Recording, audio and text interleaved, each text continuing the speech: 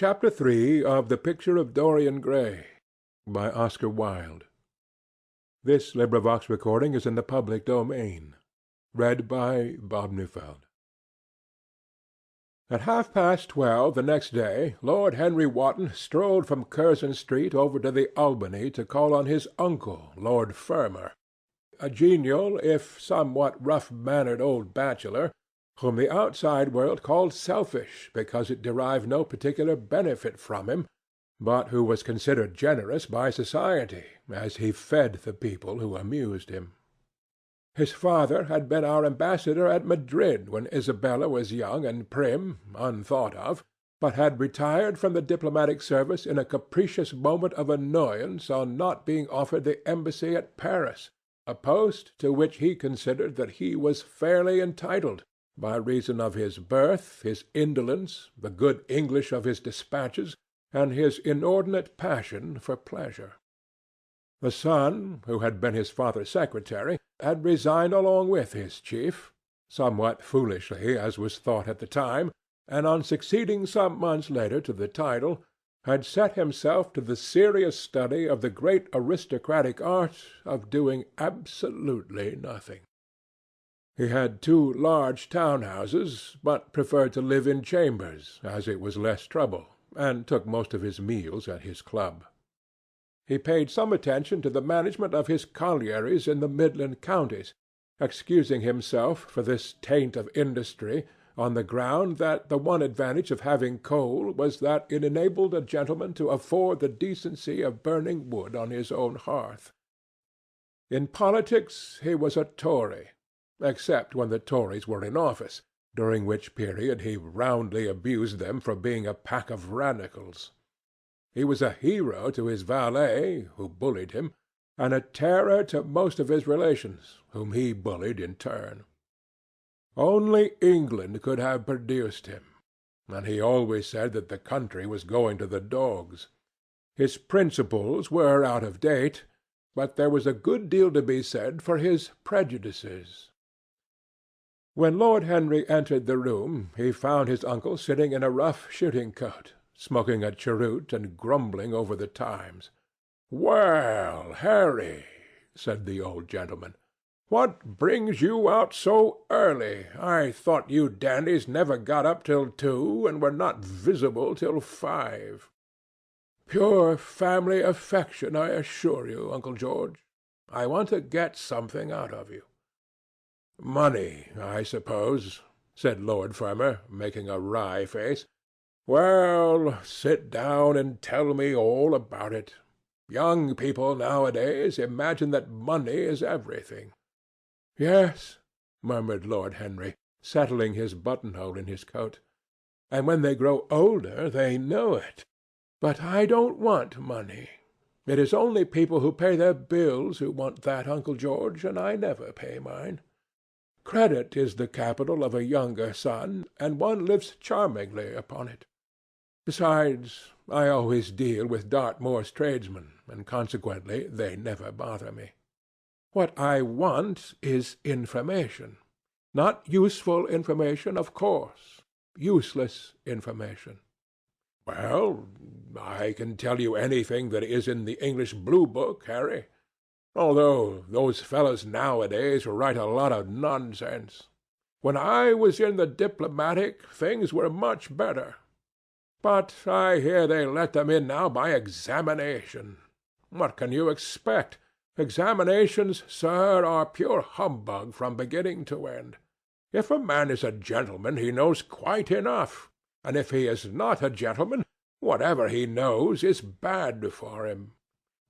"Mr. Dorian Gray does not belong to Blue Books, Uncle George," said Lord Henry languidly. "Mr. Dorian Gray? Who is he?" asked Lord Fermor, knitting his bushy white eyebrows. "That is what I have come to learn, Uncle George. Or rather, I know who he is. He is the last Lord Kelso's grandson. His mother was a Devereux, Lady Margaret Devereux. I want you to tell me about his mother. What was she like? Whom did she marry? You have known nearly everybody in your time, so you might have known her." I am very much interested in Mr. Gray at present. I have only just met him." "Kelso's grandson," echoed the old gentleman. Kelso's grandson, of course. I knew his mother intimately. I believe I was at her christening. She was an extraordinarily beautiful girl, Margaret Devereux, and made all the men frantic by running away with a penniless young fellow. A mere nobody, sir, a subaltern in a foot regiment or something of that kind. Certainly, I remember the whole thing as if it happened yesterday.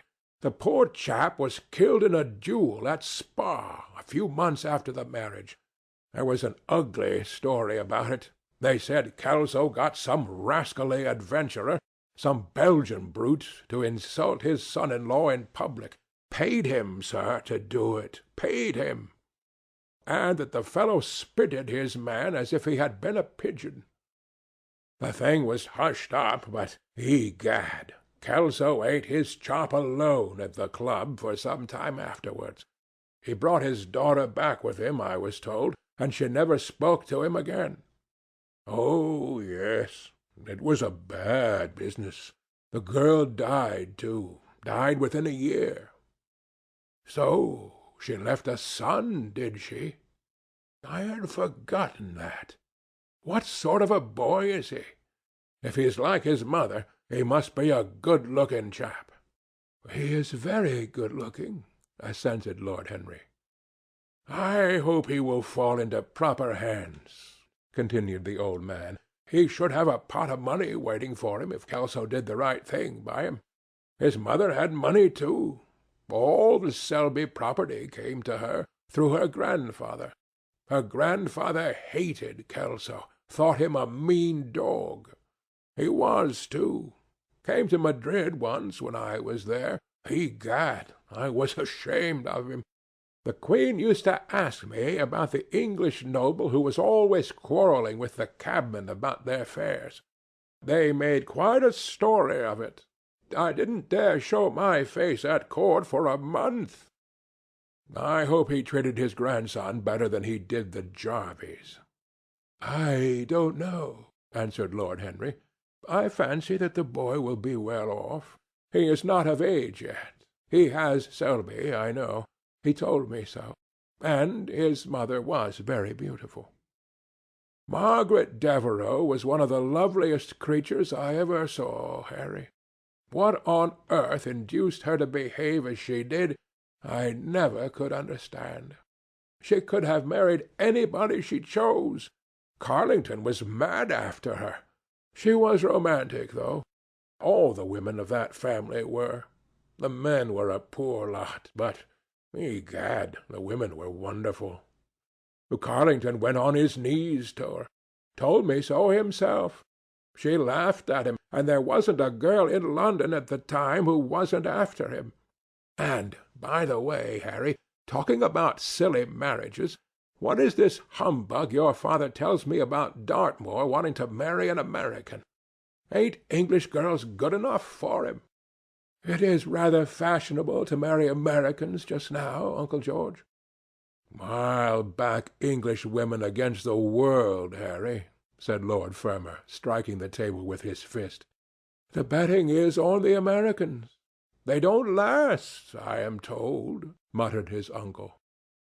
A long engagement exhausts them, but they are capital at a steeplechase. They take things flying. I don't think Dartmoor has a chance. Who are her people? Grumbled the old gentleman. Has she got any? Lord Henry shook his head. American girls are as clever at concealing their parents as English women are at concealing their past, he said, rising to go. They are pork-packers, I suppose. I hope so, Uncle George, for Dartmoor's sake. I am told that pork-packing is the most lucrative profession in America, after politics. Was she pretty? She behaves as if she was beautiful. Most American women do. It is the secret of their charm. Why can't these American women stay in their own country? They are always telling us that it is the paradise for women. It is. That is the reason why, like Eve, they are so excessively anxious to get out of it," said Lord Henry. "Good-bye, Uncle George. I shall be late for lunch if I stop any longer. Thanks for giving me the information I wanted. I always look to know everything about my new friends, and nothing about my old ones." "Where are you lunching, Harry?" "At Aunt Agatha's. I have asked myself and Mr. Gray. He is her latest protégé." "Ugh! Tell your Aunt Agatha, Harry, not to bother me any more with her charity appeals. I am sick of them. Why, the good woman thinks that I have nothing to do but write checks for her silly fads." "All right, Uncle George, I'll tell her, but it won't have any effect. Philanthropic people lose all sense of humanity. It is their distinguishing characteristic." The old gentleman growled approvingly and rang the bell for his servant. Lord Henry passed up the low arcade into Burlington Street and turned his steps in the direction of Berkeley Square. So that was the story of Dorian Gray's parentage. Crudely as it had been told to him, it had yet stirred him by its suggestion of a strange, almost modern romance. A beautiful woman risking everything for a mad passion, a few wild weeks of happiness cut short by a hideous, treacherous crime, months of voiceless agony, and then a child born in pain. The mother snatched away by death, the boy left to solitude and the tyranny of an old and loveless man. Yes, it was an interesting background. It posed the lad, made him more perfect, as it were. Behind every exquisite thing that existed there was something tragic. Worlds had to be in travail that the meanest flower might blow. And how charming he had been at dinner the night before, as with startled eyes and lips parted in frightened pleasure he had sat opposite to him at the club, the red candle-shades staining to a richer rose the wakening wonder of his face. Talking to him was like playing an exquisite violin. He answered to every touch and thrill of the bow. There was something terribly enthralling in the exercise of influence. No other activity was like it. To project one's soul into some gracious form, and let it tarry there for a moment, to hear one's own intellectual views echoed back to one with all the added music of passion and youth, to convey one's temperament into another as though it were a subtle fluid or a strange perfume. There was a real joy in that, perhaps the most satisfying joy left to us in an age so limited and vulgar as our own, an age grossly carnal in its pleasures, and grossly common in its aims. He was a marvellous type, too, this lad, whom by so curious a chance he had met at Basil's studio, or could be fashioned into a marvellous type at any rate. Grace was his, and the white purity of boyhood, and beauty such as old Greek marbles kept for us. There was nothing that one could not do with him. He could be made a Titan or a toy. What a pity it was that such beauty was destined to fade. And Basil? From a psychological point of view, how interesting he was! The new manner in art, the fresh mode of looking at life, suggested so strangely by the merely visible presence of one who was unconscious of it all. The silent spirit that dwelt in dim woodland and walked unseen in open field, suddenly showing herself dryad-like and not afraid, because in his soul who sought for her there had been wakened that wonderful vision to which alone are wonderful things revealed, the mere shapes and patterns of things becoming, as it were, refined, and gaining a kind of symbolical value, as though they were themselves patterns of some other and more perfect form, whose shadow they made real. How strange it all was! He remembered something like it in history. Was it not Plato, that artist in thought, who had first analyzed it? Was it not Buonarroti who had carved it in the coloured marbles of a sonnet sequence? But in our own century it was strange. Yes, he would try to be to Dorian Gray what, without knowing it, the lad was to the painter who had fashioned the wonderful portrait. He would seek to dominate him, had already, indeed, half done so. He would make that wonderful spirit his own.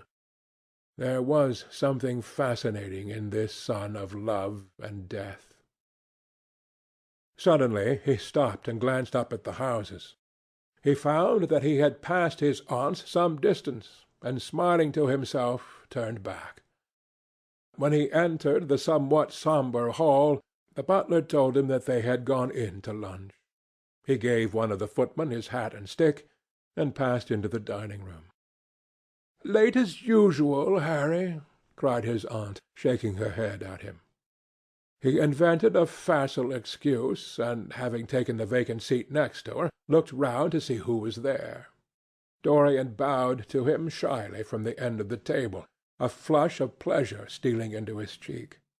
Opposite was the Duchess of Harley, a lady of admirable good nature and good temper, much liked by every one who knew her, and of those ample architectural proportions that in women who are not duchesses are described by contemporary historians as stoutness.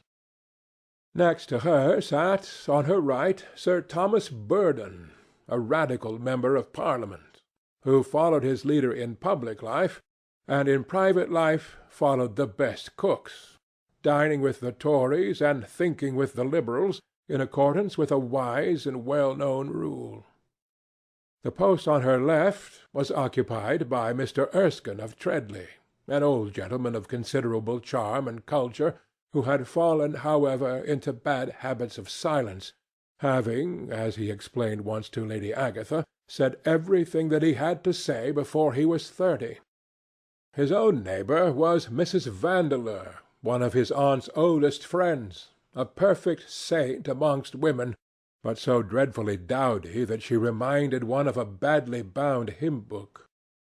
Fortunately for him, she had on the other side Lord Faudel, a most intelligent, middle-aged mediocrity, as bald as a ministerial statement in the House of Commons, with whom she was conversing in that intensely earnest manner which is the one unpardonable error, as he remarked once himself, that all really good people fall into, and from which none of them ever quite escape.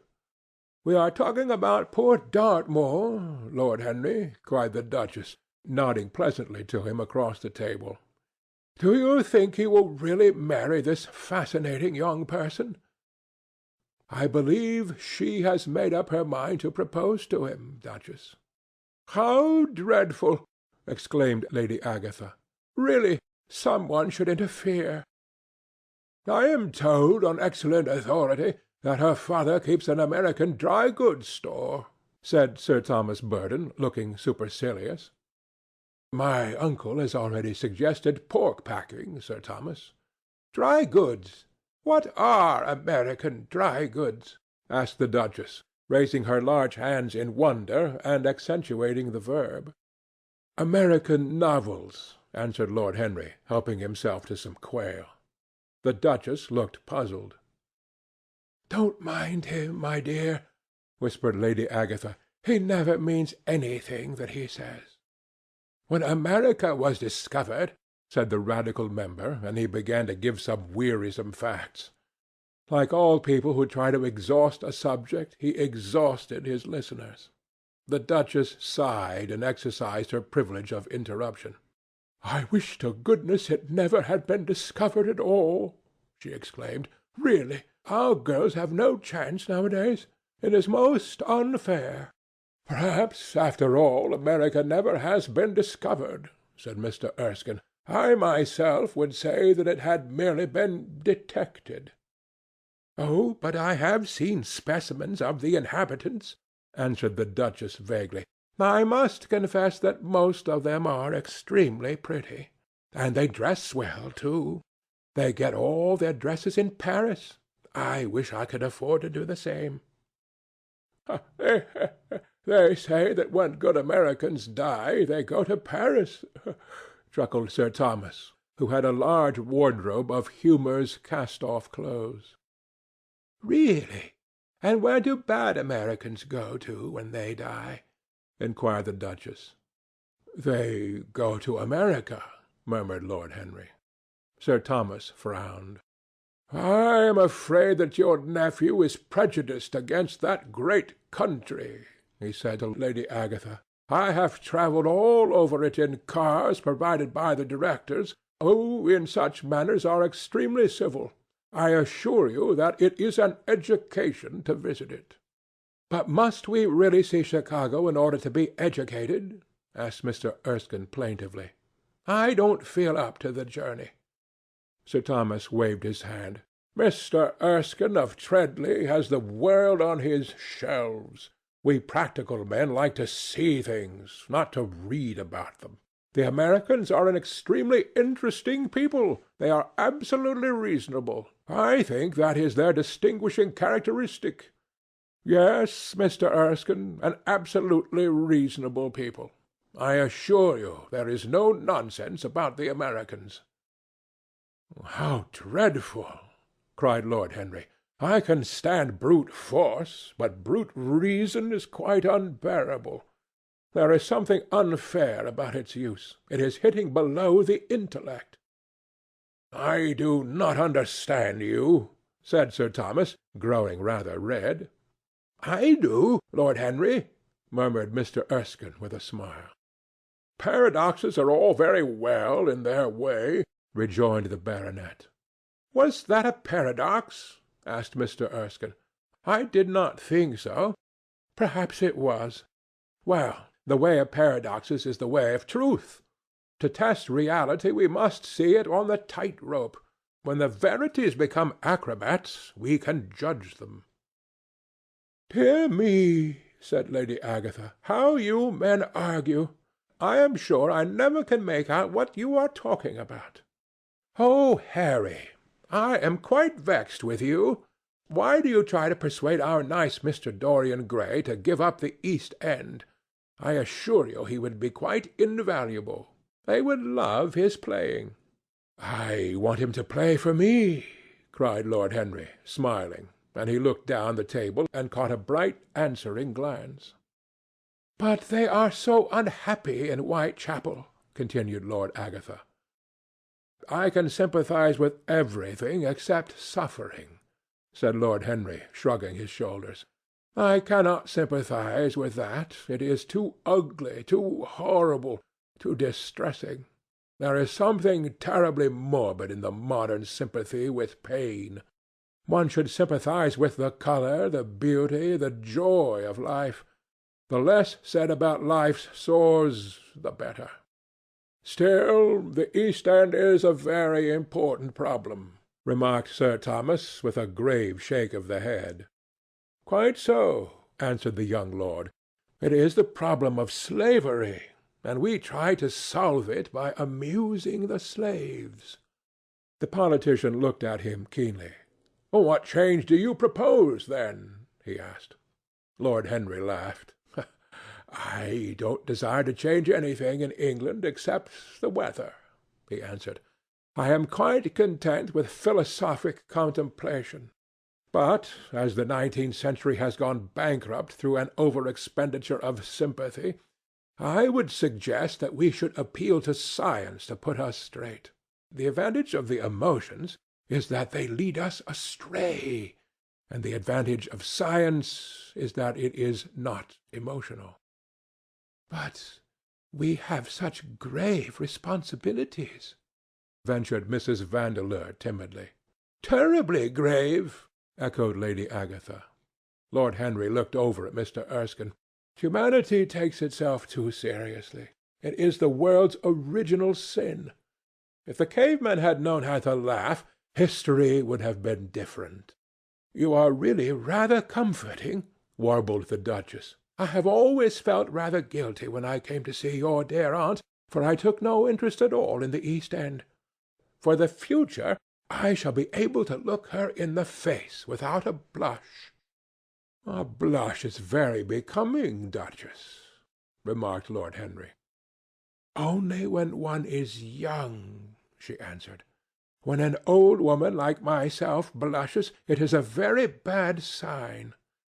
Ah, Lord Henry, I wish you would tell me how to become young again." He thought for a moment. "Can you remember any great error that you committed in your early days, Duchess?" he asked, looking at her across the table. "A great many, I fear," she cried. "Then commit them over again," he said gravely. "To get back one's youth, one must merely to repeat one's follies." "A delightful theory!" she exclaimed. "I must put it into practice." "A dangerous theory," came from Sir Thomas's tight lips. Lady Agatha shook her head, but could not help being amused. Mr. Erskine listened. "Yes," he continued, "that is one of the great secrets of life. Nowadays most people die of a sort of creeping common sense, and discover when it is too late that the only things one never regrets are one's mistakes." A laugh ran round the table. "He played with the idea and grew wilful, tossed it into the air and transformed it, let it escape and recaptured it, made it iridescent with fancy and winged it with paradox. The praise of folly, as he went on, soared into a philosophy, and philosophy herself became young, and catching the mad music of pleasure, wearing, one might fancy, her wine-stained robe and wreath of ivy, danced like a bacchante over the hills of life, and mocked the slow Silenus for being sober. Facts fled before her like frightened forest things. Her white feet trod the huge press at which wise Omar sits, till the seething grape-juice rose round her bare limbs in waves of purple bubbles, or crawled in red foam over the vat's black, dripping, sloping sides. It was an extraordinary improvisation. He felt that the eyes of Dorian Gray were fixed on him, and the consciousness that amongst his audience there was one whose temperament he wished to fascinate seemed to give his wit keenness and to lend colour to his imagination. He was brilliant, fantastic, irresponsible. He charmed his listeners out of themselves, and they followed his pipe, laughing. Dorian Gray never took his gaze off him, but sat like one under a spell, smiles chasing each other over his lips, and wonder growing grave in his darkening eyes. At last, liveried in the costume of the age, reality entered the room in the shape of a servant to tell the Duchess that her carriage was waiting. She wrung her hands in mock despair. "How annoying!" she cried. "I must go. I have to call for my husband at the club, to take him to some absurd meeting at Willis's Rooms, where he is going to be in the chair. If I am late, he is sure to be furious, and I couldn't have a scene in this bonnet. It is far too fragile. A harsh word would ruin it. No, I must go, dear Agatha. Good-bye, Lord Henry. You are quite delightful and dreadfully demoralizing. I am sure I don't know what to say about your views. You must come and dine with us some night. Tuesday. Are you disengaged Tuesday?" "For you I would throw over anybody, Duchess," said Lord Henry with a bow. "Ah, that is very nice and very wrong of you," she cried. "So mind you come." And she swept out of the room, followed by Lady Agatha and the other ladies. When Lord Henry had sat down again, Mr. Erskine moved round, and taking a chair close to him, placed his hand upon his arm. "You talk books away," he said. "Why don't you write one?" "I am too fond of reading books to care to write them, Mr. Erskine. I should like to write a novel, certainly, a novel that would be as lovely as a Persian carpet, and as unreal. But there is no literary public in England for anything except newspapers, primers, and encyclopedias. Of all the people in the world, the English have the least sense of the beauty of literature." "I fear you are right," answered Mr. Erskine. "I myself used to have literary ambitions, but I gave them up long ago. And now, my dear young friend, if you will allow me to call you so, may I ask if you really meant all that you said to us at lunch?" "I quite forget what I said," smiled Lord Henry. "Was it all very bad?" "Very bad indeed. In fact, I consider you extremely dangerous, and if anything happens to our good Duchess, we shall all look on you as being primarily responsible. But I should like to talk to you about life. The generation into which I was born was tedious. Some day, when you are tired of London, come down to Treadley and expound to me your philosophy of pleasure over some admirable Burgundy I am fortunate enough to possess." "I shall be charmed. A visit to Treadley would be a great privilege. It has a perfect host and a perfect library." "You will complete it," answered the old gentleman with a courteous bow.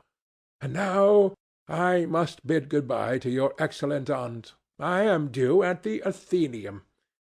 It is the hour when we sleep there." "All of you, Mr. Erskine?" 40 of us, in 40 armchairs. We are practising for an English Academy of Letters." Lord Henry laughed and rose. "I am going to the park," he cried. As he was passing out of the door, Dorian Gray touched him on the arm. "Let me come with you," he murmured. "But I thought you had promised Basil Hallward to go and see him," answered Lord Henry. "I would sooner come with you. Yes, I feel I must come with you. Do let me, and you will promise to talk to me all the time. No one talks so wonderfully as you do." "Ah, I have talked quite enough for to-day," said Lord Henry, smiling. "All I want now is to look at life. You may come and look at it with me if you care to." Chapter 3